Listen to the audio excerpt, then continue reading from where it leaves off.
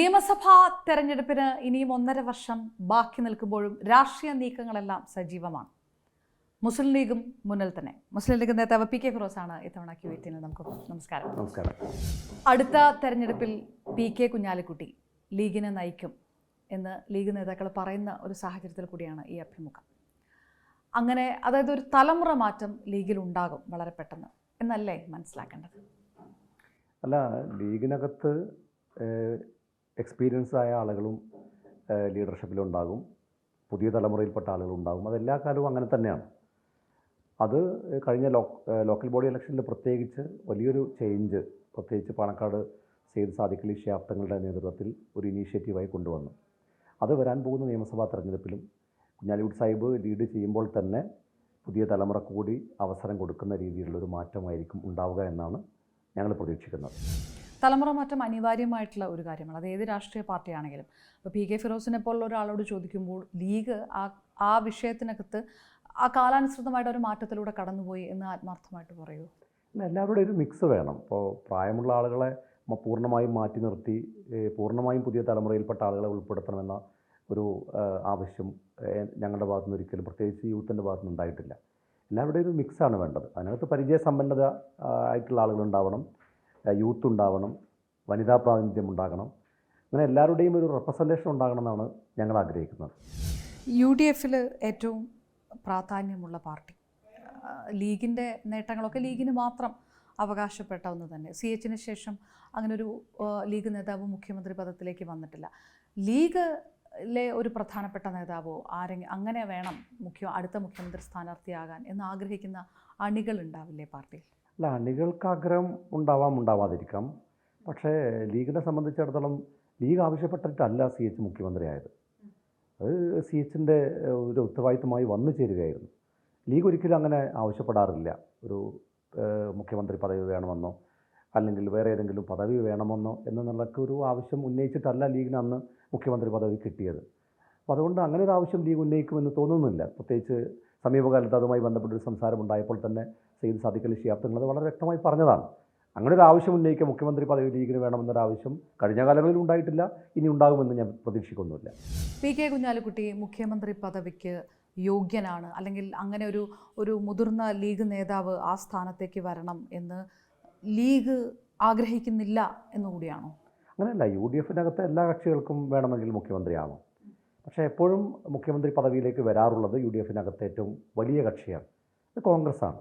ചില പ്രത്യേക സാഹചര്യങ്ങളിലാണ് അന്ന് CH മുഹമ്മദ് കോയ സാഹിബ് മുഖ്യമന്ത്രി പദവിയിലേക്ക് വന്നത്. അതല്ലാതെ UDF അധികാരത്തിൽ വന്ന സമയങ്ങളിലെല്ലാം അതിനകത്ത് പ്രധാനപ്പെട്ട കക്ഷി എന്ന നിലയ്ക്ക് ലീഗ് മുഖ്യമന്ത്രി പദവി വേണം എന്ന ആവശ്യം ഒരിക്കലും ഉന്നയിച്ചിട്ടില്ല. അത് UDFനകത്ത് എന്തെങ്കിലും പ്രശ്നങ്ങൾ ഉണ്ടാകണമെന്ന് ആഗ്രഹിക്കുന്നവരുടെ ഭാഗത്തുള്ള ഒരു ചർച്ചയായിട്ടാണ് ഞാൻ അതിനെ കാണുന്നത്. അതായത് ലീഗ് കരുതുന്നത് UDFൽ കോൺഗ്രസ് തന്നെ മുഖ്യമന്ത്രി പദത്തിന് അർഹിക്കുന്നത് കോൺഗ്രസ് തന്നെയാണ് എന്നാണോ? തീർച്ചയായിട്ടും UDFനകത്ത് ഏറ്റവും പ്രധാനപ്പെട്ട കക്ഷി കോൺഗ്രസ്സാണ്. കോൺഗ്രസ് തന്നെയാണ് അതിനകത്ത് വരേണ്ടത്. എനിക്ക് അതിനകത്ത് വേറൊരു ചോദ്യം കൂടി തിരിച്ചു പറയാനുള്ള കാര്യം, ഈ ചോദ്യം ഒരിക്കലും CPIയോട് ചോദിക്കാറില്ല. കാരണം ലീഗ് വളരെ കുറഞ്ഞ ദിവസങ്ങൾ മാത്രമാണ് മുഖ്യമന്ത്രി പദവിയിലിരുന്നത്. എന്നാൽ ദീർഘകാലം മുഖ്യമന്ത്രി പദവിയിലിരുന്ന പാർട്ടിയാണ് CPI. CH മേനോനും PK വാസുദേവനൊക്കെ കേരളത്തിലെ മുഖ്യമന്ത്രിയായിട്ടുണ്ട്.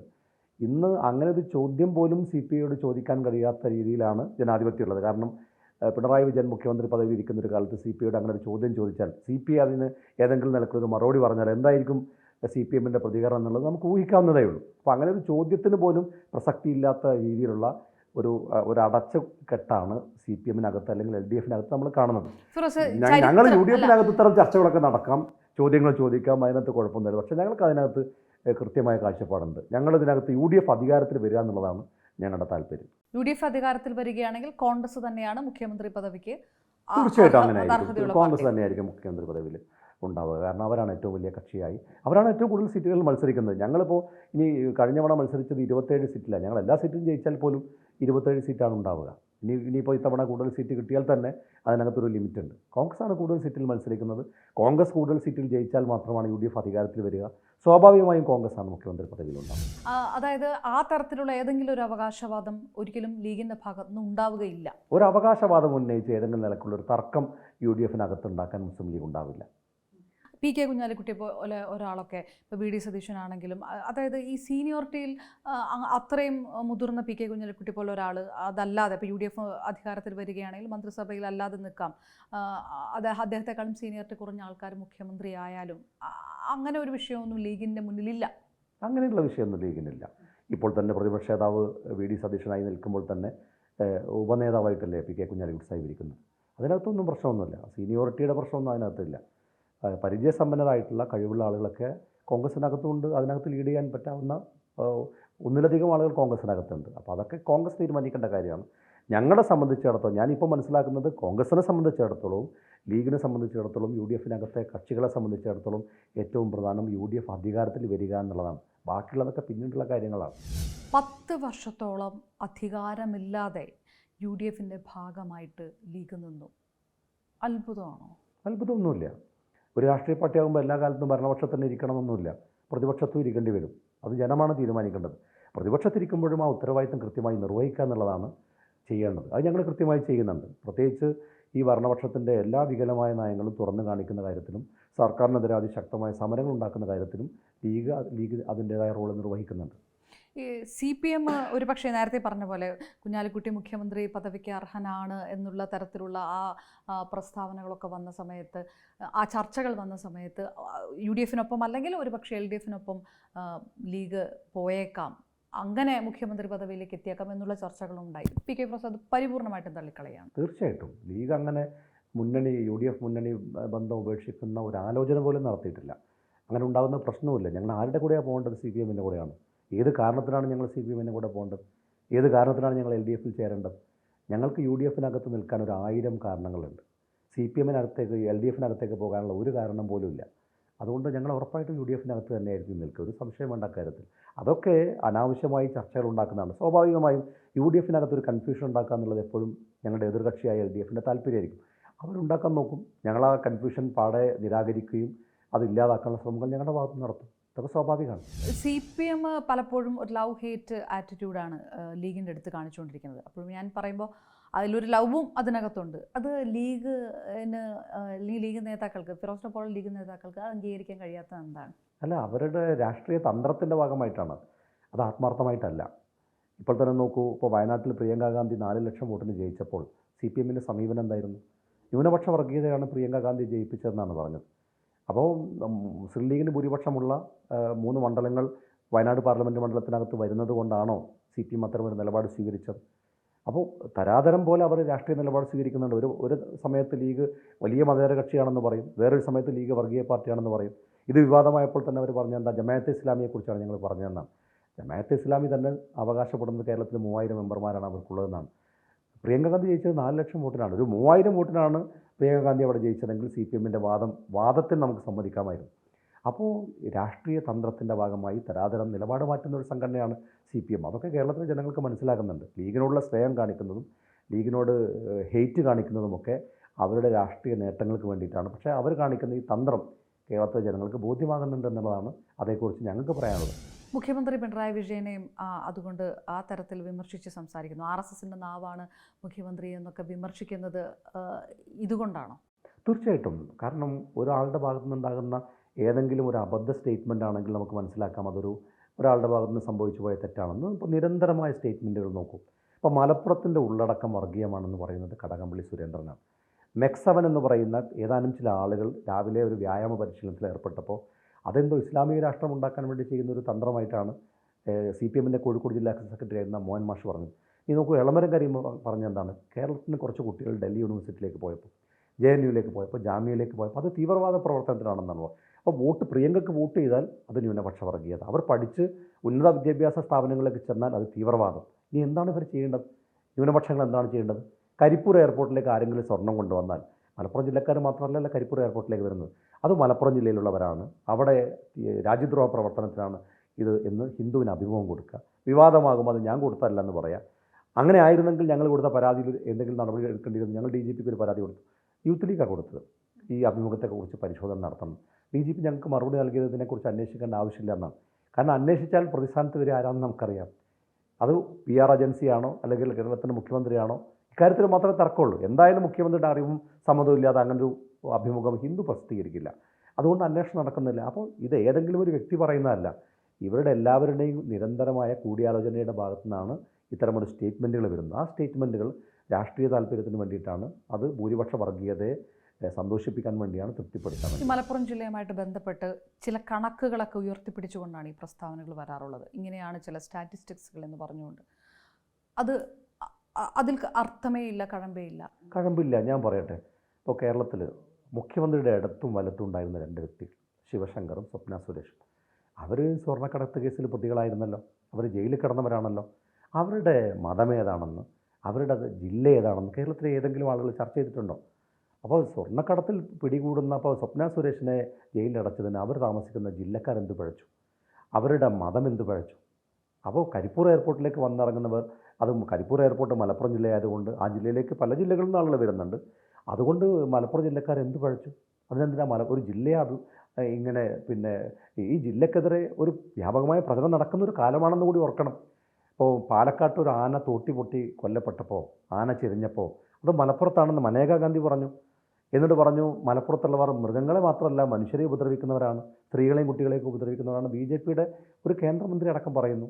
കെ സുരേന്ദ്രൻ ബി.ജെ.പിയുടെ സംസ്ഥാന പ്രസിഡന്റ് പറയുന്നു, ഇവർ തുപ്പിയിട്ടാണ് ഭക്ഷണം കൊടുക്കുന്നത്, ബിരിയാണി ചെമ്പിൽ തുപ്പിയിട്ടാണ് ഇവർ ഭക്ഷണം കൊടുക്കുന്നത്. ഒരു ബി.ജെ.പിയുടെ സ്റ്റേറ്റ് പ്രസിഡന്റാണ്, പ്രാദേശിക നേതാവല്ല. അപ്പോൾ ഒരു സമുദായത്തെ ഇങ്ങനെ അപരവൽക്കരിക്കാൻ, ഇത് ജൂതന്മാർക്ക് നേരെ പിന്നെ ഹിറ്റ്ലറും കൂട്ടരും കാണിച്ച ഒരു സംവിധാനമാണ്. ആ ആശയമാണ് നടപ്പിലാക്കുന്നത്, ഒരു സമുദായത്തെ ശത്രുവാക്കുക, എന്നിട്ട് ആ സമുദായത്തെ കൊള്ളരാത്തവരാക്കാൻ വേണ്ടിയുള്ള വ്യാപകമായ പ്രചരണം നടത്തുക. ആ പ്രചരണം ബി.ജെ.പി നടത്തുന്ന നമുക്ക് മനസ്സിലാക്കാം. എന്തിനാണ് CPM അത് ഏറ്റെടുക്കുന്നത്? ബി.ജെ.പി പറയുന്നത് CPM, പ്രത്യേകിച്ച് മുഖ്യമന്ത്രി പിണറായി വിജയൻ അടക്കം മുസ്ലിം പ്രീണനമാണ് നടത്തുന്നത്. PM മുഹമ്മദ് റിയാസ് മന്ത്രിയായിരിക്കുന്നത് അങ്ങനെ ഒരു സമുദായത്തെ പ്രീണിപ്പിക്കാൻ വേണ്ടിയിട്ടാണ് എന്ന് പോലും പറയുന്ന ബി.ജെ.പി നേതാക്കന്മാരുണ്ട്.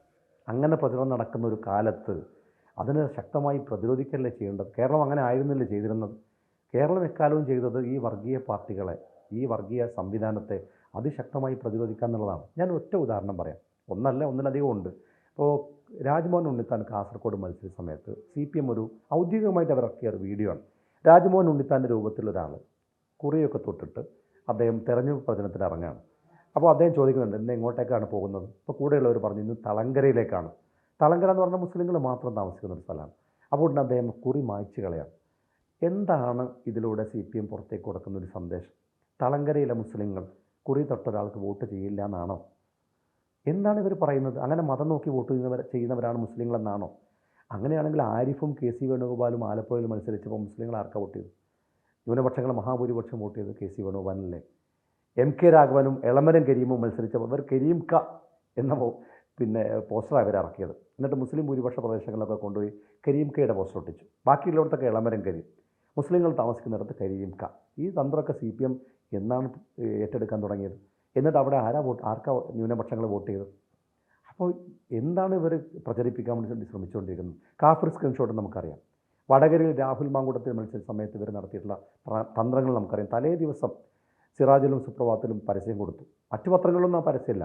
മറ്റു പത്രങ്ങളിൽ പരസ്യമുണ്ട്, പക്ഷേ സിറാജിലെയും സുപ്രഭാതത്തിലെയും പരസ്യമല്ല. സന്ദീപ് വാര്യരുടെ പഴയ കാര്യങ്ങളൊക്കെ പറഞ്ഞുകൊണ്ട് വളരെ രീതിയിൽ പിന്നെ ഒരു പോളറൈസേഷൻ ഉണ്ടാക്കാനുള്ള ശ്രമം നടത്തി. അപ്പോൾ ഇത് CPM എന്തിനാണ് നടത്തുന്നത്? ഇതിനെ വിമർശിക്കണ്ടേ? ഇതിനെ പ്രതിരോധിക്കണ്ടേ? ഒരു ആൻറ്റി മുസ്ലിം സെൻറ്റിമെൻറ്റ്സ് സംസ്ഥാനത്ത് അങ്ങനെ പടർന്നു വരുന്നുണ്ടോ? അങ്ങനെ ഇസ്ലാമോഫോബിക്കായ കാര്യങ്ങൾ വളർത്താൻ വേണ്ടിയുള്ള ശ്രമം CPM നടത്തുന്നുണ്ട്. പക്ഷേ അതിൻ്റെ റിസൾട്ട് എന്താണ്? നെറ്റ് റിസൾട്ട് എന്താണ്? ഇപ്പോൾ 11 മണ്ഡലങ്ങളിലാണ് കഴിഞ്ഞ തവണ BJP കേരളത്തിൽ ഒന്നാം സ്ഥാനത്തെത്തിയത്. CPM ഒരു ആശങ്കയില്ലേ? ഞങ്ങൾ ചോദിക്കുകയാണ്. നിങ്ങൾക്ക് അതിനകത്ത് പിണറായി വിജയൻ അതിനകത്ത് ആശങ്കയില്ലേ? CPM-നകത്ത് ആശങ്കയില്ലേ? 11 മണ്ഡലങ്ങളിൽ അവർ ഒന്നാം സ്ഥാനത്ത്, 11 CPM-ൻ്റെ സിറ്റിംഗ് സീറ്റുകളാണ്. 8 സ്ഥലങ്ങളിൽ അവർ രണ്ടാമതെത്തി. CPM-നകത്ത് ആശങ്കയില്ലേ? വയനാട് പാർലമെൻറ്റ് മണ്ഡലത്തിൽ 171 ബൂത്തുകളിലാണ് BJP ഒന്നാമത്തെത്തിയത്. അവിടെ മത്സരിച്ച സ്ഥാനാർത്ഥിയാരാ BJP-യുടെ? കോഴിക്കോട്ടെ ഒരു കോർപ്പറേഷൻ കൗൺസിലറാണ്. ലീഗ് ഇതൊക്കെ ഡിഫെൻഡ് ചെയ്യുന്നതിൽ പരിപൂർണ്ണ പരാജയമാണ്. ലീഗോ? ഞങ്ങളല്ലേ ഇതിനെ ഡിഫെൻഡ് ചെയ്യുന്നത്?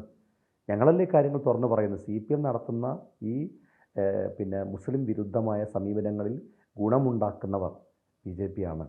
CPM വിചാരിക്കുന്നത് അവർക്ക് ഈ ഭൂരിപക്ഷ വർഗീയതയുടെ വോട്ടുകൾ അവരിലേക്ക് പോകുന്നതാണ്. എന്താ സംഭവിക്കുന്നത്?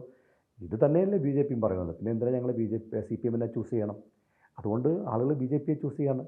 എങ്ങനെയാണ് CPM-ന് ശക്തി ഉണ്ടായത്? എന്തൊക്കെ പറഞ്ഞാലും കേരളത്തിൽ കോൺഗ്രസും ലീഗും CPM-ഉം ഒക്കെ ഈ വർഗീയതയെ ശക്തമായി പ്രതിരോധിച്ചിരുന്നവരാണ്. ഇപ്പോൾ CPM കൂടി BJPയുടെ ലൈൻ സ്വീകരിക്കുന്നു. അതിന് ലാഭമുണ്ടാക്കുന്നത് BJP ആണ്, CPM അല്ല. ക്രൈസ്തവ സഭകൾ പോലും അങ്ങനെ സഭാ അധ്യക്ഷന്മാരുടെയും പല അങ്ങനെയുള്ള പല സമുദായ നേതാക്കന്മാരുടെ ഭാഗത്തു നിന്നൊക്കെയും ഇത്തരത്തിലുള്ള കമൻറ്റുകൾ വാർത്തകളായിട്ട് വരുന്നുണ്ട്. ഇപ്പോൾ ക്രിസ്ത്യൻ കമ്മ്യൂണിറ്റിക്കകത്ത് മുമ്പെങ്ങും കാണാത്ത രീതിയിലുള്ള വർഗീയമായിട്ടുള്ളൊരു സംഘടന കാസ എന്ന് പറയുന്ന സംഘടന പ്രവർത്തിക്കുന്നു. ഇപ്പോൾ മുനമ്പം വിഷയമുണ്ടായി. ഞാൻ ചോദിക്കട്ടെ, ഈ മുനമ്പം വിഷയം ആന്റി മുസ്ലിം സെന്റിമെന്റ്സിനെ കുറിച്ചാണ് പറയുന്നത്. ആ തരത്തിലുള്ള പ്രചാരണങ്ങൾ ഉണ്ട്. ഞങ്ങൾ അതിനെക്കുറിച്ച് ഗൗരവമായി ചർച്ച നടത്തുന്നു. ലീഗ് ആ മുറിവ് ഉണക്കാൻ വേണ്ടി എന്തെല്ലാം വിട്ടുവീഴ്ചകളാണ് ചെയ്യുന്നത്. കാരണം ഇതിനകത്ത് ഇപ്പം പല ക്രൈസ്തവ സംഘടനാ നേതാക്കന്മാരെയും ലീഗിൻ്റെ സംസ്ഥാന അധ്യക്ഷൻ പോയി അങ്ങോട്ടേക്ക് പോയി കാണുന്നു, നിരന്തരമായി കൂടിക്കാഴ്ചകൾ നടത്തുന്നു, അവരുടെ ആഘോഷവേളകളിൽ പങ്കാളികളാകുന്നു. കാരണം നേരത്തെ തന്നെ ലീഗ് ചെയ്തുകൊണ്ടിരുന്ന ഒരു കാര്യമാണ്. ഇപ്പോൾ അങ്ങാടിപ്പുറം തള്ളിക്ഷേത്രത്തിൻ്റെ ഗോപുരവാതിലിന് തീ വെച്ചു ആരോ സാമൂഹ്യദ്രോഹികളാണ്. ഷിയാബ്ദങ്ങൾ നേരം പുലരുമ്പോൾ തന്നെ കുഞ്ഞാലിക്കുട്ടി സാഹിബിനെ കൂട്ടി അവിടെ ചെല്ലുകയാണ്. ലീഗുകാരല്ല ഈ ഗോപുരവാതിൽ തകർത്തത്. പക്ഷേ ഈ പരസ്പരം അവിശ്വാസമുണ്ടാകുന്നിടങ്ങളിൽ വിശ്വാസം ഊട്ടിയുറപ്പിക്കുക എന്നുള്ളതാണ് നേതാക്കന്മാർ ചെയ്യേണ്ട ഒരു ഉത്തരവാദിത്വം. ഷിയാബ്ദങ്ങൾ അവിടെ പോയി ചെന്നു മാത്രമല്ല, ഈ ഗോപുരവാതിലിൻ്റെ നിർമ്മാണം ലീഗ് ഏറ്റെടുക്കാമെന്ന് പറഞ്ഞു. ലീഗുകാരായി പ്രതികളായിട്ടല്ല, മുസ്ലിങ്ങളാണ് പ്രതികൾ എന്ന് പോലും ആയതുകൊണ്ടല്ല. പക്ഷേ അവിടെ ആ മുറിവ് ഉണക്കുക എന്നുള്ളതാണ് ലീഗ് ചെയ്യേണ്ടത്.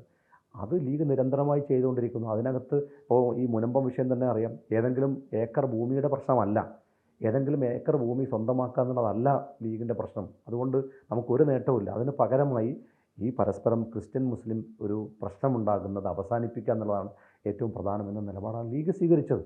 അതുകൊണ്ടാണ് പലപ്പോഴും വിട്ടുവീഴ്ച മനോഭാവം ലീഗിൻ്റെ ഭാഗത്തുനിന്നുണ്ടാകുന്നത്. അങ്ങേയറ്റം സഹവർത്തിത്വം ഉണ്ടാക്കാൻ എന്തെല്ലാം ചെയ്യാൻ സാധിക്കുമോ നിങ്ങൾ നോക്കൂ. ഏതെങ്കിലും ലീഗിൻ്റെ ഒരു നേതാവ് ഇതിനകത്ത് എന്തെങ്കിലും ഒരു ധ്രുവീകരണം ഉണ്ടാക്കുന്ന ഒരു സ്റ്റേറ്റ്മെൻറ്റ് ആരുടെയെങ്കിലും ഭാഗത്തുനിന്നുണ്ടായിട്ടുണ്ടോ? ഉണ്ടാവില്ല എന്ന് മാത്രമല്ല, അത് ഉണ്ടാക്കാൻ സമ്മതിക്കില്ല. അതാണ് ലീഗിൻ്റെ പോളിസി. അങ്ങനെയുള്ള പല സന്ദർഭങ്ങൾ വരുമ്പോൾ ഇപ്പം മുനമ്പം വരെ എന്ന് പറഞ്ഞാലും ഇത്തരം ചില ഇതുണ്ടാകുമ്പോൾ ലീഗ് ആ എഫർട്ട് എടുക്കുന്നു. പക്ഷേ അത് കോൺഗ്രസിനെ സംബന്ധിച്ചിടത്തോളം കോൺഗ്രസ് വളരെ ഡിപ്ലോമാറ്റിക് ആയിട്ടുള്ള ചില നിലപാടെടുക്കാൻ നിർബന്ധിതമാകുന്നു. അത് ലീഗിനെ കുറച്ച് ബുദ്ധിമുട്ടിക്കുന്നു. ഇല്ല, കോൺഗ്രസും ലീഗിൻ്റെ ആ നിലപാടിനോടൊപ്പം തന്നെയാണ്. ലീഗ് എടുക്കുന്ന നിലപാടുകൾക്ക് എക്കാലവും പിന്തുണയാണ് കോൺഗ്രസിൻ്റെ ഭാഗത്തുനിന്നുണ്ടായിട്ടുള്ളത്. ഞാൻ ചോദിക്കട്ടെ, കോൺഗ്രസിൻ്റെ ഭാഗത്തുനിന്ന് ഇപ്പോൾ ഈ CPM ഇങ്ങനെയെല്ലാം ധ്രുവീകരണം ഉണ്ടാക്കാൻ ശ്രമിക്കുമ്പോഴും കോൺഗ്രസ് ഏതെങ്കിലും നിലക്കൊരു ധ്രുവീകരണം ഉണ്ടാക്കുന്ന വർത്തമാനങ്ങൾ കോൺഗ്രസിൻ്റെ ഭാഗത്തുനിന്നുണ്ടായിട്ടുണ്ടോ? കോൺഗ്രസ് ചെയ്യുന്നില്ലല്ലോ. കോൺഗ്രസിന് വേണമെങ്കിൽ ഈ രാഷ്ട്രീയ കളി ചെയ്യാമല്ലോ. കോൺഗ്രസ് എന്താ ചെയ്തത്? കോൺഗ്രസ് ഈ CPMൻ്റെ ഈ രാഷ്ട്രീയ നാടകങ്ങൾക്കെതിരെ അതിശക്തമായ നിലപാട് സ്വീകരിക്കുക ചെയ്തത്. 4 വോട്ടല്ല പ്രശ്നം. ധ്രുവീകരണം ഉണ്ടാക്കി 4 വോട്ട് കിട്ടാൻ സാധിക്കുമോ എന്ന് CPM നോക്കുമ്പോൾ 4 വോട്ട് അതിൻ്റെ പേരിൽ പോയാലും വേണ്ടിയില്ല, ശക്തമായ നിലപാട്. രാമജന്മഭൂമി അടക്കമുള്ള വിഷയങ്ങളിലൊക്കെ കോൺഗ്രസ് കേരളത്തിൽ പറയുന്നത് അവർക്ക് ഡൽഹിയിൽ പറയാൻ കഴിയാതെ, അത് അവർക്ക് ഉത്തർപ്രദേശിൽ പറയാൻ കഴിയാതെ, ഇങ്ങനെ ആ പാർട്ടിയുടെ നിലപാട് ഏതാണെന്ന് പുറത്തു നിൽക്കുന്നവർക്ക്, അതിൽ കേരളത്തിലെ പ്രധാനപ്പെട്ട നേതാക്കന്മാരുടെ ട്വിറ്റർ പോസ്റ്റുകളിൽ പോലും ആ സംശയമൊക്കെ ഉണ്ടായ സമയമുണ്ട്. ലീഗിന് ഈ സമയത്തൊന്നും പറയാനും വയ്യ, പറയാതിരിക്കാനും വയ്യ. അങ്ങനെ പറയുന്നതിൽ എന്ത് അർത്ഥമാണുള്ളത് അപർണ? ഞാൻ ചോദിക്കുന്നത്, കാരണം ഇക്കഴിഞ്ഞ ലോക്സഭാ തെരഞ്ഞെടുപ്പിൽ നരേന്ദ്രമോദിയുടെ ഏറ്റവും പ്രധാനപ്പെട്ട വാദം എന്തായിരുന്നു? കോൺഗ്രസ് അധികാരത്തിൽ വന്നാൽ സമ്പത്ത് മുഴുവൻ മുസ്ലിങ്ങൾക്ക് കൊടുക്കും, നിങ്ങളുടെ മംഗല്യസൂത്ര വരെ അഴിച്ചുകൊണ്ട് പോകും, അത് മുസ്ലിങ്ങൾക്ക് കൊണ്ടുപോയി കൊടുക്കുന്നതായിരുന്നില്ലേ നരേന്ദ്രമോദിയുടെ ഏറ്റവും പ്രധാനപ്പെട്ട അവകാശവാദം? അപ്പോൾ അതുകൊണ്ട് കോൺഗ്രസിനെ ഇനി കുറ്റപ്പെടുത്തുന്നതിൽ എന്ത് കാര്യമുള്ളത്? കോൺഗ്രസ് അധികാരത്തിലിരിക്കുന്ന സമയങ്ങളിൽ പരമാവധി നീതി കാണിക്കുന്ന കാര്യത്തിൽ കോൺഗ്രസിൻ്റെ ഭരണകൂടങ്ങൾ, പ്രത്യേകിച്ച് UPA ഗവൺമെൻറ്, സമാനതകളില്ലാത്ത സംഭാവനകളാണ് രാജ്യത്ത് നൽകിയത്. അതുകൊണ്ട് കോൺഗ്രസിനെ പഴിചാരുന്നതിൽ ഒരർത്ഥവുമില്ല. കോൺഗ്രസിന് മൃദു ഹിന്ദുത്വം വാദമില്ലേ? പലപ്പോഴും ഒരിക്കലുമില്ല. കോൺഗ്രസ് എപ്പോഴും റിലീജിയസ് സെൻറ്റിമെൻറ്റ്സിനെ റെസ്പെക്റ്റ് ചെയ്തിട്ടുണ്ട്. ആ റിലീജിയസ് സെൻറ്റിമെൻറ്റ്സിനെ റെസ്പെക്റ്റ് ചെയ്യുക എന്നുള്ളത് നെഹ്റുവിൻ്റെ കാലം മുതൽ തന്നെ തുടങ്ങിയിട്ടാണ്. നെഹ്റു വലിയ വിശ്വാസിയൊന്നും ആയിരുന്നില്ലല്ലോ. നെഹ്റു വിശ്വാസിയേ ആയിരുന്നില്ല. വിശ്വാസി എന്ന് പറഞ്ഞാൽ ദൈവവിശ്വാസിയായിരുന്നില്ല. പക്ഷേ നെഹ്റു ഈ റിലീജിയസ് സെൻറ്റിമെൻറ്റ്സിനെ മാനിച്ചുകൊണ്ടാണ് മുമ്പോട്ട് പോയിട്ടുള്ളത്. അത് തന്നെയാണ് കോൺഗ്രസ് സ്വീകരിക്കുന്നത്. എന്തിനപ്പോൾ ശബരിമല തീർത്ഥാടനവുമായി ബന്ധപ്പെട്ട് അവിടെ സ്ത്രീകളുടെ പ്രവേശനം, സുപ്രീം കോടതിയുടെ ഉത്തരവെന്നും പറഞ്ഞ് എന്തെല്ലാം കോപ്രായങ്ങളാണ് CPM കേരളത്തിൽ കാണിച്ചു കൂട്ടിയത്. BJP നിങ്ങൾ നോക്കൂ, ശബരിമലയ്ക്ക് മുമ്പും ശേഷവും BJPയുടെ വോട്ട് വളർച്ച നമ്മൾ കാണാതെ പോരും. ഈ വോട്ട് വളർച്ച ഉണ്ടാക്കുന്നതിൽ പ്രധാനപ്പെട്ട പങ്ക് വഹിച്ച രാഷ്ട്രീയ പാർട്ടിയാണ് CPIM. എന്നാൽ കോൺഗ്രസ് അവിടങ്ങളിലെല്ലാം ആ സെൻറ്റിമെൻറ്റ്സിൻ്റെ കൂടെ നിന്നു. ആ സെൻറ്റിമെൻറ്റ്സിൻ്റെ കൂടെ നിൽക്കാമെന്ന് പറഞ്ഞാൽ RSSൻ്റെ കൂടെ നിൽക്കാമെന്നല്ല. ഇവരപ്പം പറഞ്ഞെന്താ, ലീഗ് നാരങ്ങ വെള്ളം കൊടുക്കുന്നു, കോൺഗ്രസ് RSSനെ സഹായിക്കുന്നു എന്നായിരുന്നില്ലേ? കോൺഗ്രസ് ചെയ്തത് വിശ്വാസികളുടെ കൂടെ നിൽക്കലായിരുന്നു. ഞങ്ങളും ചെയ്തത് വിശ്വാസങ്ങളെ മാനിക്കുക എന്നുള്ളതായിരുന്നു ഞങ്ങൾ ചെയ്തത്. കോൺഗ്രസിനെ സംബന്ധിച്ചിടത്തോളം ഇപ്പം ഞാൻ ചോദിക്കുന്ന പാലക്കാട് ഉപതെരഞ്ഞെടുപ്പ് വലിയ ആത്മവിശ്വാസം കൊടുക്കേണ്ട ഒന്നായിരുന്നു അത് കോൺഗ്രസിനെ സംബന്ധിച്ചിടത്തോളം. അപ്പോഴും അതിനുശേഷവും നിയമസഭാ തെരഞ്ഞെടുപ്പ് ഇനിയും സമയമുണ്ട്. അപ്പോഴും മുഖ്യമന്ത്രി പദവി സംബന്ധിച്ച് പുനഃസംഘടന സംബന്ധിച്ച് കോൺഗ്രസിനകത്ത് പുറത്തേക്ക് വരുന്ന പ്രസ്താവനകളും അഭിപ്രായ പ്രതികരണങ്ങളും വിവാദങ്ങളുമൊക്കെ UDF കെട്ടുറപ്പോടുകൂടി പോകണം എന്ന് വിചാരിക്കുന്ന ലീഗിന് ഒരു അസ്വസ്ഥതയും തലവേദനയൊന്നും ഉണ്ടാവില്ല. കോൺഗ്രസിൻ്റെ ഒരു ചരിത്രം എടുത്ത് പരിശോധിച്ചാൽ എനിക്ക് തോന്നുന്നത് കോൺഗ്രസിൻ്റെ ചരിത്രത്തിൽ ഏറ്റവും കുറഞ്ഞ ഗ്രൂപ്പുകളില്ലാത്തൊരു കാലമാണ് ഇപ്പോൾ കോൺഗ്രസിനകത്ത്. ഇപ്പോൾ പണ്ടായിരുന്നെങ്കിൽ കോൺഗ്രസിൻ്റെ ഗ്രൂപ്പിന് പ്രത്യേകിച്ച് AI ഗ്രൂപ്പുകളായിരുന്നു കോൺഗ്രസിനകത്ത്. ഇന്ന നേതാവ് A ഗ്രൂപ്പാണ്, ഇന്ന നേതാവ് I ഗ്രൂപ്പാണ്. നമുക്ക് ഓരോരുത്തരെയും കുറിച്ച് ഏറ്റവും താഴെ തട്ടിലുള്ള നേതാക്കളെക്കുറിച്ചും വരെ നമുക്ക് പറയാൻ സാധിക്കുമായിരുന്നു. ഇന്നൊരു നേതാവിനെക്കുറിച്ച് അപർണക്ക് പറയും, എനിക്ക് പറയാൻ കഴിയില്ല, അപർണക്ക് അറിയുമെന്ന് എനിക്കറിയില്ല. ഇയാൾ ഏത് ഗ്രൂപ്പിൽപ്പെട്ടതാണെന്ന് കോൺഗ്രസ്സിലെ ഒരു നേതാവിനെക്കുറിച്ചോ അണികളെക്കുറിച്ചോ പറയാൻ കഴിയാത്ത രീതിയിലുള്ള കോൺഗ്രസ് വലിയ മാറ്റങ്ങൾ ഉണ്ടായിട്ടുണ്ട്. അത് വലിയ മാറ്റമല്ലേ, വലിയ പോസിറ്റീവായിട്ടുള്ള മാറ്റമല്ലേ. അപ്പോൾ കോൺഗ്രസ് എനിക്ക് തോന്നുന്നത് മുൻകാലങ്ങളെ അപേക്ഷിച്ച് ഗ്രൂപ്പ് രഹിതമായി, അതുപോലെ തന്നെ അഭിപ്രായ വ്യത്യാസങ്ങൾ താരതമ്യേന കുറഞ്ഞ ഒരു കാലമാണ് കോൺഗ്രസിനെ സംബന്ധിച്ചിടത്തോളം ഇപ്പോഴുള്ളതെന്നാണ്. അതിൽ ഞങ്ങൾക്ക് സംതൃപ്തിയാണുള്ളത്. മുഖ്യമന്ത്രി പദവിയിലേക്ക് VD സതീശനോ രമേശ് ചെന്നിത്തലയോ എന്ന് ചോദിച്ചാൽ ലീഗിന് ഉത്തരം പറയാൻ പറ്റുമോ? UDFൻ്റെ മുഖ്യമന്ത്രി ഉണ്ടാവണം, കോൺഗ്രസ് നേതൃത്വം കൊടുക്കുന്ന ഒരു മുന്നണി ഉണ്ടാകണം. ഇതാണ്. അത് ആരാവണമെന്ന് കോൺഗ്രസ് പാർട്ടിയുടെ ആഭ്യന്തര കാര്യമാണ്, അവർ തീരുമാനിക്കട്ടെ.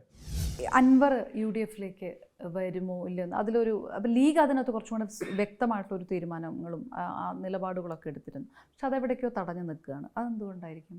അല്ല, ഇപ്പം പിന്നെ സമീപകാലത്ത് പ്രതിപക്ഷ നേതാവിൻ്റെ സമരത്തിൽ അദ്ദേഹം പങ്കെടുത്തു. നല്ല ഒരു ധാരണയിൽ പോകുന്ന ഒരു കാര്യങ്ങളിപ്പോൾ നടന്നുകൊണ്ടിരിക്കുന്നുണ്ട്. UDFിനകത്ത് അദ്ദേഹം വരുമോ ഇല്ലയോ എന്നൊക്കെയുള്ളത് UDF നേതൃത്വം തീരുമാനിക്കേണ്ട കാര്യമാണ്. പക്ഷേ അൻവറിനെ ഉൾക്കൊള്ളുന്ന ഒരു സമീപനം UDFിൻ്റെ ഭാഗത്തു നിന്ന് ഉണ്ടായിട്ടുണ്ട് എന്നുള്ളത് സത്യമാണ്. കാരണം UDF പറയുന്ന കാര്യങ്ങൾ തന്നെയാണ് ഇപ്പോൾ അൻവർ പറഞ്ഞുകൊണ്ടിരിക്കുന്നത്. അത് കുറച്ചുകൂടി വിശ്വാസ്യത ഉണ്ടാകാൻ ഭരണകക്ഷി MLA എന്ന നിലക്ക് അൻവർ പറഞ്ഞപ്പോൾ ജനങ്ങളിലേക്ക് അത് കുറച്ചുകൂടി വിശ്വാസ്യത ഉണ്ടാക്കാൻ സഹായകരമായിട്ടുണ്ട്. അപ്പോൾ അത് ഏത് നിലക്ക് ഉപയോഗപ്പെടുത്തണം എന്നുള്ളത് UDF നേതൃത്വമാണ് തീരുമാനിക്കേണ്ടത്. വരും ദിവസങ്ങളിൽ അത് സംബന്ധിച്ചുള്ള ഒരു തീരുമാനം, ഉചിതമായ തീരുമാനം ഉണ്ടാകും എന്നാണ് ഞാൻ പ്രതീക്ഷിക്കുന്നത്. ലീഗിൻ്റെ പ്രതീക്ഷയും അൻവറിന് ആ വാതിൽ തുറന്നു കൊടുക്കണം എന്ന് തന്നെയാണ്. അല്ല, അത് ലീഗ് നേതൃത്വം കൃത്യമായൊരു നിലപാട് പറഞ്ഞിട്ടില്ല. അങ്ങനെ പറയാതിരിക്കുന്നിടത്തോളം കാലം ഞാൻ അതിനകത്തൊരു അഭിപ്രായം പറയുന്നത് ശരിയല്ല. UDFിനകത്ത് ലീഗ് ഒരു നിലപാട് പറയും എന്ന് മാത്രമേ ഇപ്പോൾ പറയാൻ കഴിയുള്ളൂ. KT ജലീലിനെ കുറിച്ച് പറയുമ്പോൾ 3ാം തവണയും LDF സർക്കാർ അധികാരത്തിൽ വരും. അപ്പോൾ UDF BJPനൊപ്പം UDFും ബോധം കെട്ട് വീഴുമെന്നാണ് KT ജലീൽ പറഞ്ഞത്. ആരാണ് ബോധം കെട്ട് വീഴുക എന്നുള്ളത് 2026 നമുക്ക് മനസ്സിലാവും. ആദ്യം ബോധം കെട്ട് വീഴുന്നതിൽ ഒരാൾ KT ജലീലായിരിക്കും എന്നുള്ള കാര്യത്തിൽ ഞങ്ങൾക്ക് തർക്കമില്ല. കാരണം ഒന്ന്, അദ്ദേഹത്തിന് മത്സരിക്കാൻ കഴിയില്ല എന്നുള്ളതുകൊണ്ടായിരിക്കും അദ്ദേഹം മത്സരത്തിനില്ല എന്ന് പറഞ്ഞത്. ഇനി മത്സരിച്ചാൽ തന്നെ എന്താകും എന്നുള്ളത് കേരളത്തിലെ ജനങ്ങൾ ഇപ്പോൾ തന്നെ കാണുന്ന ആളുകൾ മുഴുവൻ നമ്മോട് പറഞ്ഞുകൊണ്ടിരിക്കുന്നത്. ഒരു ട്രെയിനിൽ യാത്ര ചെയ്യുമ്പോൾ അല്ലെങ്കിൽ ഒരു പൊതുസ്ഥലത്ത് നിൽക്കുമ്പോൾ ഒരു സാധാരണക്കാരനെ കാണുമ്പോൾ അവരെല്ലാം പറഞ്ഞുകൊണ്ടിരിക്കുന്നത് എന്താണ്, ഇവരെ എങ്ങനെയെങ്കിലും ഒന്ന് താഴെ ഇറക്കണമെന്നാണ്. കഴിഞ്ഞ തവണത്തെ ആ കോവിഡിൻ്റെ സാഹചര്യമൊക്കെ നമുക്കറിയാം. ആ സവിശേഷമായ സാഹചര്യത്തിലാണ് രണ്ടാമത് പിണറായി സർക്കാർ അധികാരത്തിൽ വന്നത്. അതിനകത്ത് നിന്നൊക്കെ ജനങ്ങൾ ഒരുപാട് കുറ്റബോധത്തിലാണ് ജനങ്ങൾ ഇപ്പോൾ നിൽക്കുന്നത്. അതിനകത്ത് വലിയ മാറ്റങ്ങൾ ഉണ്ടാകും എന്നുള്ള കാര്യത്തിൽ ഒരു തർക്കം വേണം. ഈ മുനമ്പം വിഷയം അതിൽ ഒന്ന് സ്പെസിഫിക് ആവാൻ വേണ്ടി ചോദിച്ചാണ്. അതിൽ ഒരു ജുഡീഷ്യൽ കമ്മീഷൻ്റെ വിഷയത്തിനകത്തും കോടതിയുടെ നിലപാട് ഇത്തരത്തിൽ ഇതിനൊരു ശാശ്വതമായ പരിഹാരം തെരഞ്ഞെടുപ്പ് വരെ ഉണ്ടാകാതെ ഇത് നീണ്ടുപോകുന്ന ലീഗ് കരുതുന്നുണ്ടോ? അതിനുവേണ്ടിയാണ് CPM ശ്രമിക്കുന്നതെന്ന് ഞങ്ങൾ വിശ്വസിക്കുന്നുണ്ട്. പരമാവധി അതിനകത്തൊരു നീട്ടിക്കൊണ്ടുപോകൽ നടത്തി അതിനകത്ത് എന്തെങ്കിലും ഇപ്പം കേരളത്തിലെ UDFിൻ്റെ ശക്തിയിലൊന്ന് ക്രിസ്ത്യൻ കമ്മ്യൂണിറ്റിയുടെ വോട്ട് ബാങ്ക് ആണെന്നുള്ളത് എല്ലാവർക്കും അറിയാവുന്നൊരു കാര്യമാണ്. അപ്പോൾ അതിനകത്തൊരു വിള്ളലുണ്ടാക്കാൻ വേണ്ടി മുനമ്പമാണെങ്കിൽ മുനമ്പം, അതിനകത്ത് സച്ചാർ കമ്മിറ്റിയുടെ ശുപാർശകൾ നേരത്തെ ചെയ്ത അതായിരുന്നല്ലോ. സച്ചാർ കമ്മിറ്റി ശുപാർശകൾ പ്രകാരം മുസ്ലിം കമ്മ്യൂണിറ്റിക്ക് ഉണ്ടായിരുന്ന ആനുകൂല്യങ്ങളിൽ നിന്ന് കുറച്ചൊക്കെ അടുത്ത് അവർക്ക് കൊടുക്കുക, എന്നിട്ട് അതിനകത്ത് മുസ്ലിം ക്രിസ്ത്യൻ പ്രശ്നം ഉണ്ടാക്കുക. അങ്ങനെ പരസ്പരം ഒരു ധ്രുവീകരണം ഉണ്ടാക്കി UDFിൻ്റെ വോട്ട് എങ്ങനെയെങ്കിലും കുറച്ച് BJPയിലേക്ക് പോയാലും കുഴപ്പമില്ല. കാരണം UDFിന് കിട്ടുന്ന വോട്ടുകൾ BJPയിലേക്ക് പോയാലും ആത്യന്തികമായി UDFും LDFും തമ്മിൽ മത്സരം നടക്കുമ്പോൾ UDFിനെയാണത് ക്ഷീണിപ്പിക്കുക എന്നുള്ള ഒരു കണക്കാണ് CPM നടത്തുന്നത്. അതിൻ്റെ ഭാഗമായിട്ട് മുനമ്പം വിഷയം പരമാവധി പരിഹരിക്കാതെ മുന്നോട്ട് കൊണ്ടുപോകുന്നതാണ് ഞങ്ങൾ മനസ്സിലാക്കുന്നത്. പക്ഷേ അത് പരിഹരിക്കാൻ ആവശ്യമായിട്ടുള്ള ഒരു നിലപാടെടുക്കണമെന്ന ശക്തമായ ഒരു സ്റ്റാൻഡാണ് UDF എടുക്കുന്നത്. ക്രൈസ്തവ സഭാ അധ്യക്ഷന്മാരൊക്കെ ലീഗ് നേതാക്കന്മാർ തന്നെ പോയി കണ്ടിരുന്നു. അതിൽ പുരോഗതി ഉണ്ടായോ? അതുകൊണ്ടൊരു പരിഹാരം ഉണ്ടാകുന്നുള്ള പ്രതീക്ഷയില്ല. ആ പുരോഗതി ഉണ്ടാകുമെന്ന് പറഞ്ഞാൽ അതിനകത്ത് ലീഗിൻ്റെ ഒരു നിലപാട് അവരെ ബോധ്യപ്പെടുത്താനും, പ്രത്യേകിച്ച് മുസ്ലിം കമ്മ്യൂണിറ്റിയുടെ ഒരു യോഗം, വിവിധ മുസ്ലിം സംഘടനകളുടെ ഒരു യോഗം ലീഗ് വിളിച്ചു ചേർക്കുകയും അതിനകത്തൊരു കൺസെൻസസ് ഉണ്ടാക്കിയൊക്കെ ലീഗ് ചെയ്തിരുന്നു. ആ കാര്യങ്ങളെല്ലാം ക്രിസ്ത്യൻ ലീഡർഷിപ്പിനെ ബോധ്യപ്പെടുത്താനും അതിനകത്ത് അവർക്കും ഒരു ആത്മവിശ്വാസം ഉണ്ടാക്കാനും ഒക്കെ ലീഗിന് സാധിച്ചെന്നാണ് ഞങ്ങൾ വിശ്വസിക്കുന്നത്. ഇനി കാന്തപുരം പറഞ്ഞ വിഷയവുമായിട്ട് ബന്ധപ്പെട്ട് അത് സമുദായ അല്ലെങ്കിൽ വിശ്വാസികൾക്കൊപ്പമാണ് എന്നാണ് PK ഫിറോസ് പറഞ്ഞത്. ഈ ഒരിക്കൽ മകൾക്കൊപ്പം ഇൻസ്റ്റാഗ്രാമിൽ ഫോട്ടോ പോസ്റ്റ് ചെയ്ത സമയത്ത് തട്ടമിട്ട് വളർത്തിക്കൂടെ മകളെ എന്ന് ചോദിച്ച ആ ഒരു വിമർശനം ഉണ്ടായിട്ടുള്ളൊരു നേതാവ് കൂടിയാണ്. എന്തുകൊണ്ടാണ് എന്ന് ആ ഒരു വിഷയത്തിൽ ആ ഒരു നിലപാടെടുത്തത്? അല്ല, അത് വിശ്വാസികളോടൊപ്പമാണ് എന്നുള്ളത് നിലപാട് ലീഗ് എക്കാലത്തും സ്വീകരിച്ചൊരു കാര്യമാണ്. അപ്പോൾ വിശ്വാസികൾക്ക് പലതരത്തിലുള്ള വിശ്വാസങ്ങളുണ്ട്. ഇപ്പോൾ മുസ്ലിങ്ങൾക്കകത്ത് തന്നെ അവരുടെ കർമ്മശാസ്ത്രപരമായിട്ടൊക്കെ പല തർക്കങ്ങളുണ്ട്. ആ തർക്കങ്ങളിലൊന്നും ലീഗ് കക്ഷി ചേരാറില്ല. അത് അവരവരുടെ വിശ്വാസമനുസരിച്ച് അനുസരിച്ച് അവർക്ക് മുമ്പോട്ട് പോകാമെന്നൊരു നിലപാടാണ് ലീഗ് സ്വീകരിച്ചത്. അതിനകത്ത് ഏതെങ്കിലും നിലക്ക് ബാഹ്യശക്തികളുടെ ഇടപെടൽ ഉണ്ടാകുമ്പോൾ അതിനെതിരെ പ്രതിരോധിക്കുക എന്നുള്ളൊരു നിലപാടാണ് ഞങ്ങൾ സ്വീകരിച്ചത്. ഞങ്ങളുടെ ഒരു നേതാവ് ഒരിക്കൽ പറഞ്ഞൊരു കാര്യമുണ്ട്. ഇപ്പോൾ ഉളു എടുക്കുമ്പോൾ, അംഗസ്നാനം വരുത്തുമ്പോൾ തല എവിടെ തടവണം എന്ന കാര്യത്തിൽ ഞങ്ങൾക്കിടയിൽ അഭിപ്രായ വ്യത്യാസമുണ്ട്. പക്ഷേ തടവാനൊരു തല വേണം എന്ന കാര്യത്തിൽ ഞങ്ങൾക്ക് അഭിപ്രായ വ്യത്യാസമില്ല. അത് തടവാൻ തല വേണം എന്നൊരു നിലപാടാണ് ലീഗ് സ്വീകരിക്കാറുള്ളത് എന്ന് പറയാറുണ്ട്. എന്ന് പറഞ്ഞതുപോലെ അത്ര ഈ മതവിശ്വാസങ്ങൾക്കിടയിൽ, പണ്ഡിതന്മാർക്കിടയിലുള്ള അഭിപ്രായ വ്യത്യാസങ്ങളിൽ ലീഗ് കക്ഷി ചേരാറില്ല. അതിൽ വിശ്വാസികളുടെ വിശ്വാസങ്ങളോടൊപ്പം നിലകൊള്ളുക എന്നുള്ള നിലപാടാണ് ഞങ്ങൾ സ്വീകരിച്ചത്. അതിനകത്ത് ഇപ്പോൾ ശബരിമലയുടെ കാര്യത്തിൽ ഞങ്ങൾ അന്ന് പറഞ്ഞിരുന്നു, ശബരിമലയുടെ കാര്യത്തിൽ സ്ത്രീ പ്രവേശനമാണ് പുരോഗമനം എന്ന് പറയുന്ന ആൾക്കാരുണ്ട്. അല്ലെങ്കിൽ തന്നെ ഈ പുരോഗമനം എന്ന് പറയുന്നതൊക്കെ ആരാണ് തീരുമാനിക്കുന്നത്? തുല്യനീതിയാണ് ഞങ്ങൾ പറയുന്നത്, പക്ഷേ തുല്യത അല്ല എന്ന് പറയുന്നിടത്ത് അതിനൊരു ഒരു സന്ദേശം കൊടുക്കുന്നുണ്ട്. അതൊരു പുതിയ തലമുറയ്ക്ക് ഒരു കൺഫ്യൂഷൻ ഉണ്ടാക്കുന്ന ഒരു സന്ദേശമാണ്. അതാണ് PK ഫിറോസിനെ പോലുള്ളൊരു നേതാവ് എങ്ങനെയാണ് അതിനെ അനുകൂലിക്കുന്നത് എന്നാണ്. അല്ല, തുല്യതയ്ക്ക് ആരാണ്? അപ്പോൾ തുല്യത എന്ന് പറയുന്നതിനകത്തും വ്യത്യാസമുണ്ട്. അപ്പോൾ തുല്യതയും ലീഗ് എപ്പോഴും പറയുന്നൊരു കാര്യം തുല്യനീതിയാണ്. കാരണം ഈ തുല്യത എന്ന് പറയുന്നത് ഇപ്പോൾ ജെൻഡർ പൊളിറ്റിക്സുമായി ബന്ധപ്പെട്ട് വന്നൊരു കാര്യമാണ്. ജെൻഡർ പൊളിറ്റിക്സ് എന്ന് പറയുന്നത് വലിയൊരു ടേമാണ്. ആ ടേം നമ്മൾ ഈ പറയുന്ന സ്ത്രീ പുരുഷ പിന്നെ ഒരു കാര്യം മാത്രമല്ല. അതിനകത്ത് LGBTQIA എന്നൊക്കെ പറയുന്ന വലിയൊരു ടെർമിനോളജി ഉണ്ട്. LGBTQIA മാത്രമല്ല, പ്ലസ് ഉണ്ട്. അതൊക്കെ വലിയൊരു വിശദമായി ചർച്ച ചെയ്യേണ്ട വിഷയമാണ്. അതിനകത്ത് പല കാര്യങ്ങളും ഞങ്ങൾക്ക് വലിയ തോതിലുള്ള അഭിപ്രായ വ്യത്യാസങ്ങളുടെ കാര്യമാണ്. അപ്പോൾ ഈ ജെൻഡർ പൊളിറ്റിക്സിൻ്റെ മറവിൽ നമ്മൾ സദാചാര വിരുദ്ധമെന്ന് കരുതിയിരുന്ന, പ്രകൃതി വിരുദ്ധമെന്ന് കരുതിയിരുന്ന പല കാര്യങ്ങളും ഒളിച്ചു കടത്താൻ വേണ്ടിയുള്ള വലിയ ആസൂത്രിതമായ ശ്രമങ്ങൾ നടക്കുന്നുണ്ട്. അപ്പോൾ അതൊക്കെ ഈ ജെൻഡർ പൊളിറ്റിക്സിൻ്റെ ഈ ടെർമിനോളജിക്ക് അകത്തുകൊണ്ട് വന്ന് ഇപ്പോൾ ഇത് എതിർക്കാന്ന്, ജെൻഡർ പൊളിറ്റിക്സ് എന്ന് പറഞ്ഞാൽ എല്ലാവരും വിചാരിക്കുന്നത് ഈ സ്ത്രീ പുരുഷ സമത്വവുമായി ബന്ധപ്പെട്ട കാര്യങ്ങൾ മാത്രമാണെന്നാണ്. അപ്പോൾ അതിനകത്ത് പല കാര്യങ്ങളും ഒളിച്ചു കടത്താൻ വേണ്ടി ശ്രമിക്കുന്നുണ്ട്. അതൊക്കെ വലിയ വിമർശന വിധേയമാക്കേണ്ട കാര്യങ്ങളാണ്. LGBT അവകാശങ്ങൾക്ക് വേണ്ടി ഇത്രയേറെ പോരാട്ടങ്ങൾ നടക്കുന്ന സമയത്ത് ഇത് ജെൻഡർ പൊളിറ്റിക്സിലൂടെ ഒളിച്ചു കടത്താൻ ശ്രമിക്കുകയാണെന്ന് ലീഗ് ഇപ്പോഴും കരുതുന്നു. തീർച്ചയായിട്ടും. ഇപ്പോൾ നിങ്ങൾ എത്ര പുരോഗമന വിരുദ്ധമാണെന്ന് പറഞ്ഞാലും ഈ സ്വവർഗരതി ഞങ്ങൾക്ക് അംഗീകരിക്കാൻ കഴിയുന്ന ഒരു കാര്യമല്ല. ഞങ്ങൾ അംഗീകരിക്കുന്നില്ല. ഞങ്ങളത് വിശ്വാസപരമായിട്ട് തന്നെ ഞങ്ങൾക്ക് തെറ്റാണ്. അത് രാഷ്ട്രീയപരമായിട്ടുള്ള ഒരു അഭിപ്രായമല്ല. ഞങ്ങളുടെ വിശ്വാസപരമായിട്ട് ഞങ്ങൾക്ക് തെറ്റായിട്ടുള്ളൊരു കാര്യമാണ് സ്വവർഗ. അത് പ്രകൃതി വിരുദ്ധമാണെന്നാണ് ഞങ്ങൾ വിചാരിക്കുന്നത്. അതിനെ ഈ പറയുന്ന ജെൻഡർ പൊളിറ്റിക്സിലൂടെ ഒളിച്ചു കടത്താൻ വേണ്ടി ശ്രമിച്ചാൽ അതിനെ അംഗീകരിക്കാൻ കഴിയില്ല. അത് പിന്നെ ഈ പറയുന്ന ഒളിച്ചു കടത്തലാണ്, ഒരു തുറന്ന പോരാട്ടമല്ലേ? ആ ഒരു വിഭാഗത്തിന്റെ തുറന്ന പോരാട്ടമല്ലേ ഒളിച്ചു കടത്തുക എന്നുള്ള വാക്കുകൊണ്ട് എന്താണ്? ഒളിച്ചു കടത്താന്ന് പറയാനുള്ള കാരണം എന്താ വെച്ചാൽ അത് വന്ന വഴികളെടുത്ത് പരിശോധിച്ചാൽ നമുക്കത് മനസ്സിലാവും. മുസ്ലിം ലീഗ് ഒരു മതസംഘടനയല്ല.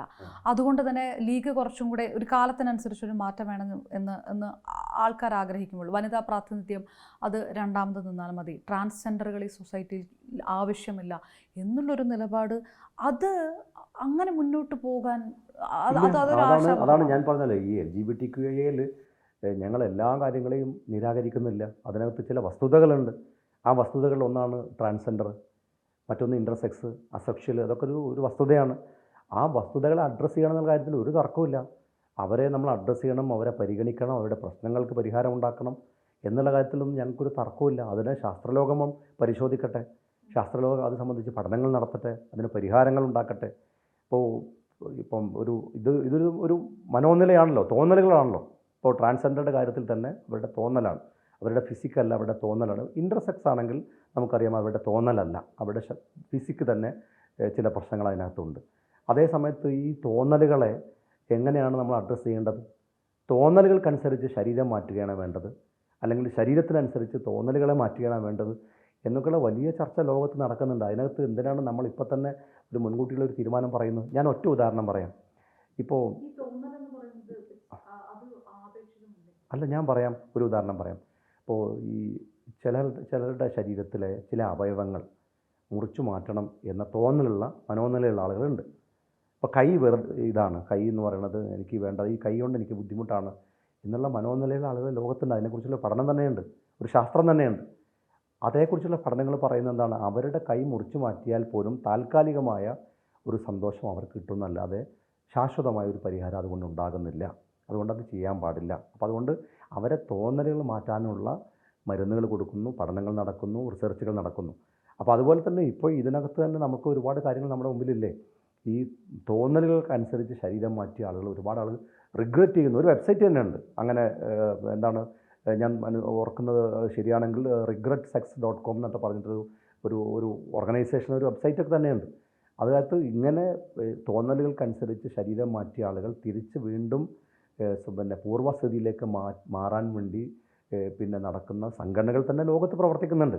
ഇപ്പോൾ ട്രംപ് തന്നെ പറഞ്ഞില്ലേ, ട്രംപ് അധികാരത്തിൽ വന്നപ്പോൾ എന്താ പറഞ്ഞത്, ഞങ്ങൾ കാരണം എന്താണെന്ന് പറഞ്ഞാൽ വലിയ തോതിലുള്ള ജെൻഡർ കൺഫ്യൂഷൻ, വളരെ കൺസർവേറ്റീവ് ആയിട്ടുള്ള, അതായത് ലോകം തന്നെ ഏറ്റവും വേഴ്സ് കൺസർവേറ്റീവ് എന്ന് വിളിക്കുന്ന ട്രംപിനെ മാതൃകയാക്കി. അല്ല ഞാൻ പറയുന്നത് എന്തുകൊണ്ട് അല്ല കൺസർവേറ്റീവ് ആണോ അതൊക്കെ നിങ്ങൾ നേരത്തെ പറഞ്ഞതുപോലെ ആപേക്ഷിക്കാണ്. ഞാൻ ട്രംപ് പറഞ്ഞ സ്റ്റേറ്റ്മെൻറ്റിനെ ന്യായീകരിക്കുകയല്ല. പക്ഷേ എന്തുകൊണ്ട് ട്രംപ് അങ്ങനെ പറഞ്ഞു എന്നുള്ള കാരണം, ഞാൻ കാരണമാണ് പറയണത്.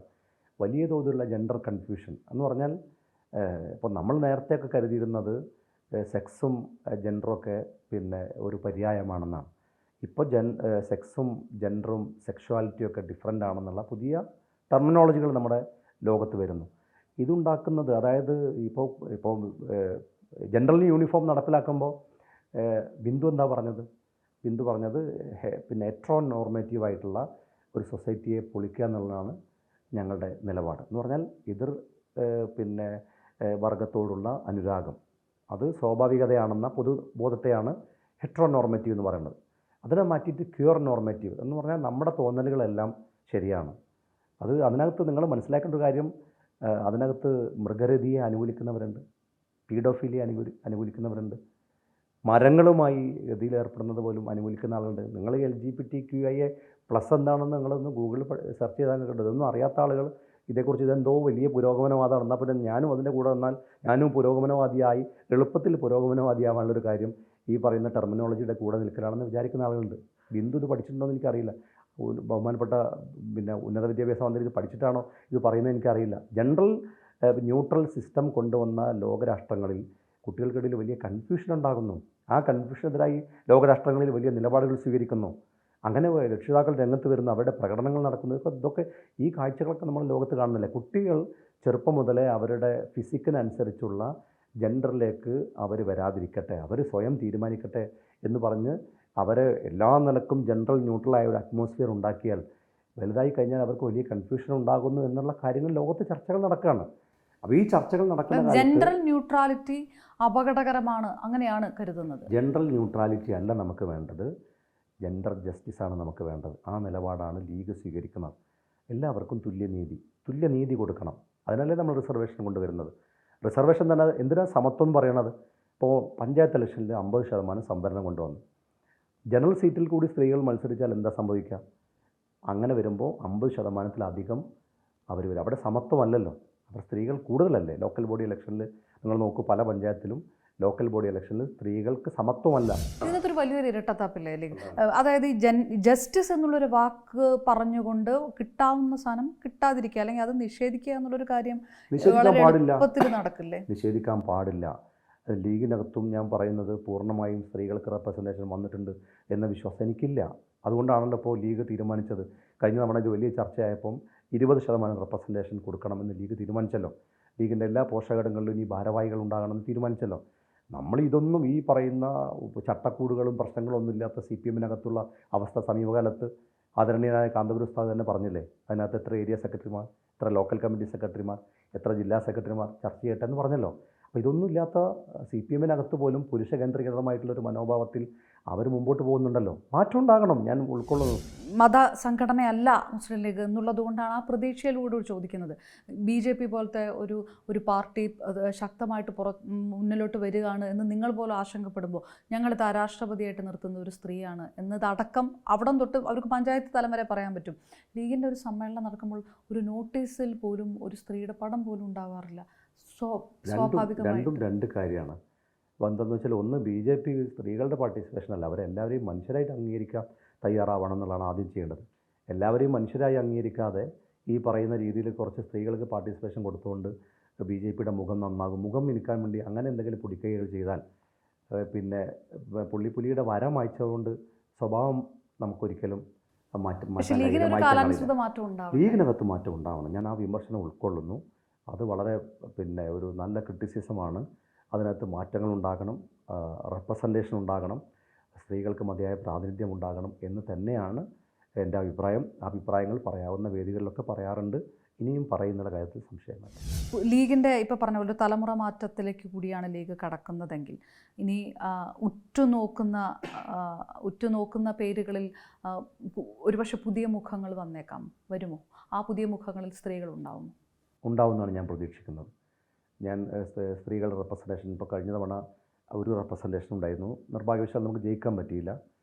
വരും കാലങ്ങളിൽ കൂടുതൽ റെപ്രസെൻറ്റേഷൻ ഉണ്ടാകണമെന്നാണ് ഞാൻ ആഗ്രഹിക്കുന്നത്. നിയമസഭാ തെരഞ്ഞെടുപ്പ് മത്സരവേദിയിലടക്കം അത് ഉണ്ടാകണമെന്നാണ് ഞാൻ ആഗ്രഹിക്കുന്നത്, പ്രതീക്ഷിക്കുന്നത്. ഓക്കെ, വളരെയധികം നന്ദി PK ഫിറോസ്, ഞങ്ങൾക്കൊപ്പം ഇത്രയും സമയം. Thank you.